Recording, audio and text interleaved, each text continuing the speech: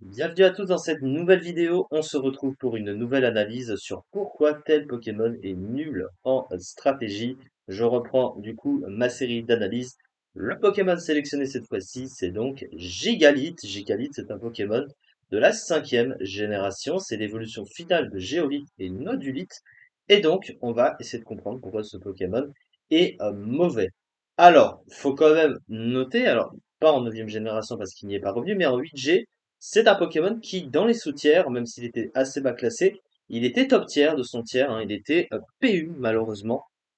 C'est un Pokémon qui, en apparence, en fait, a des trucs assez cool, mais malheureusement, il a beaucoup de défauts qui ne le mettent pas top tiers.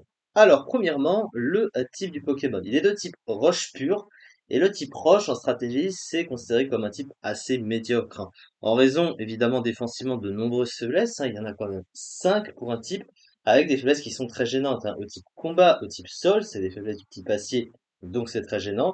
La faiblesse eau, c'est très gênant. La faiblesse acier, c'est de plus en plus gênant avec les types fées, évidemment. Et le type plante, c'est moins gênant, mais dans les soutiens, il y en a beaucoup. Donc, peux te dire que quand même, à côté, tu as des résistances au type feu, ça reste pratique. Le type volta reste pratique.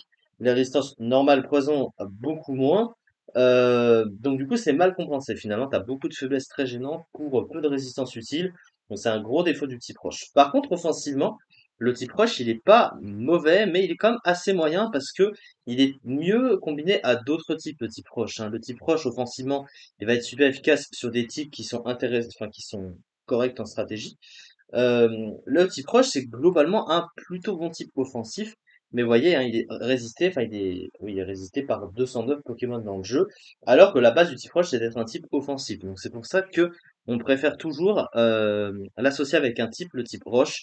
Vous allez voir que la majorité des types roches corrects ou un peu meilleurs, ils sont avec un double type. On connaît évidemment le type roche-sol de Rhinastock ou de Rhinophéros, hein, même s'il n'est pas évolué.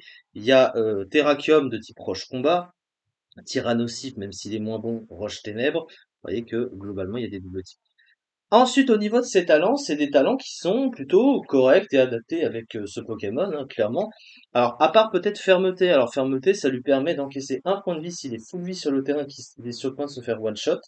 C'est un bon talent, mais sur un Pokémon très lent, c'est très difficile à utiliser parce que le tour d'après, tu vas te faire dépasser assez souvent et ton talent te servira pratiquement à rien.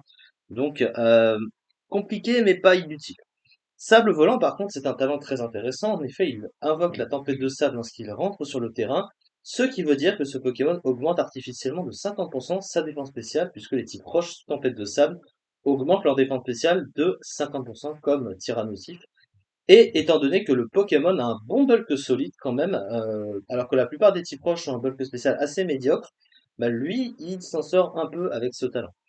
Ensuite, son dernier talent, c'est Force Sable, qui va augmenter la puissance de ses attaques de type Sol, Rocher, Acier sous la tempête de sable. Donc c'est utile parce qu'il a à peu près des attaques de ces types.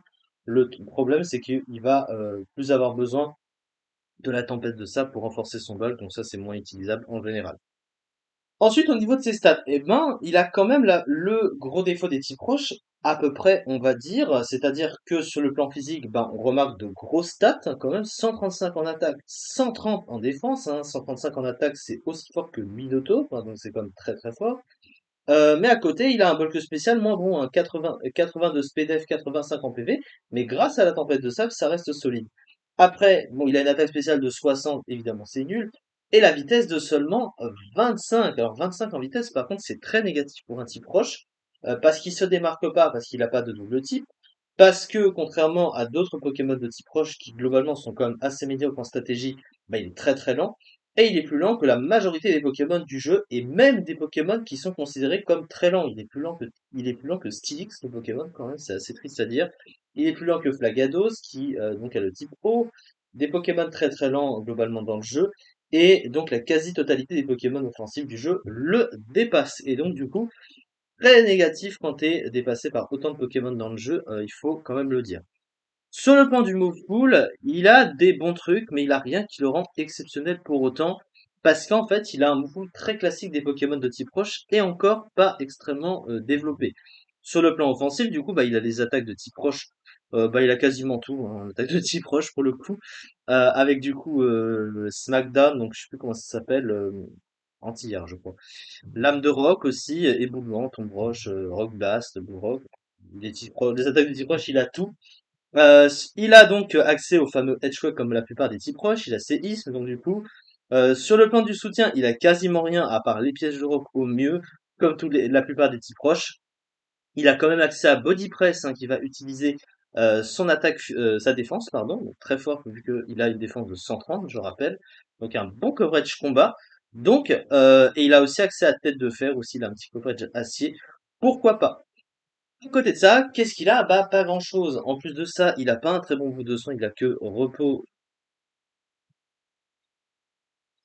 repos pour se soigner, ce qui est très négatif, surtout que le Pokémon est extrêmement lent.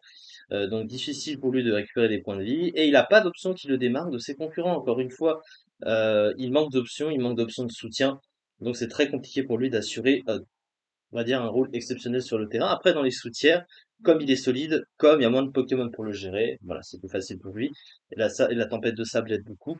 Mais ça s'arrête là, haut dans les tiers, un type proche comme ça qui n'a rien d'exceptionnel, on va dire, c'est un peu l'image de Dolman. Sauf que Dolman, lui, il a une spédale de mer, donc c'est pire.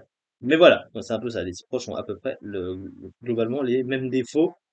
Ils se ressemblent quasiment tous et quasiment tous ont à peu près les mêmes défauts, les mêmes problèmes.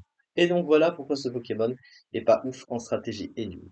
Donc voilà, c'est ça pour cette vidéo. On se retrouve la prochaine fois pour une autre analyse sur pourquoi tel Pokémon est nul en stratégie. Merci beaucoup de m'avoir suivi et à très vite pour la suite. Merci beaucoup.